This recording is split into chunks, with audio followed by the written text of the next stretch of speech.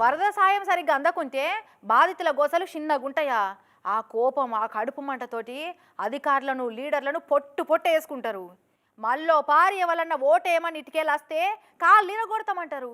కనిగో వరదొచ్చి వారం దాటినా అయ్యో పాపం ఎట్లున్నారో అని ఈ ఊరోళ్ళ దిక్కు తొంగి చూస్తలేరట అధికారులు లీడర్లు ఎవరు.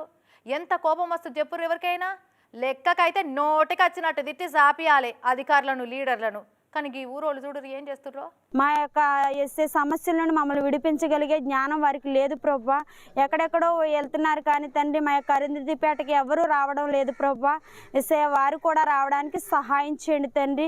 వింటున్నారా? హే ప్రభువా, రాజకీయ నాయకులు అధికారుల దృష్టి మా అరుంధతిపేట మీద పడేలా చూడు ప్రభువా.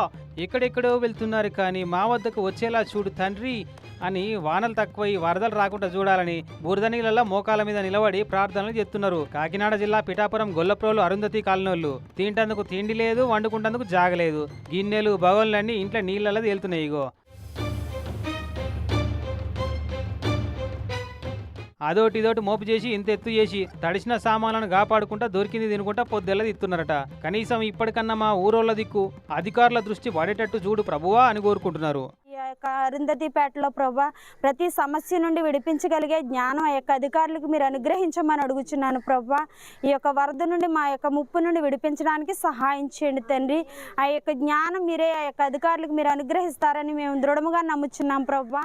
ఆగో అధికారులకు జ్ఞానం ప్రసాదించాలంట అంటే దీని అర్థం వాళ్ళకు జ్ఞానం లేదనే కావచ్చు. అయినా సరే ఇంత సాఫ్ట్గా ఒక్క మాటన్నా తిట్టకుండా కోరుకుంటున్నారంటే నిజంగా వీళ్ళ ఓపికకు మెచ్చుకోవాల్సిందే.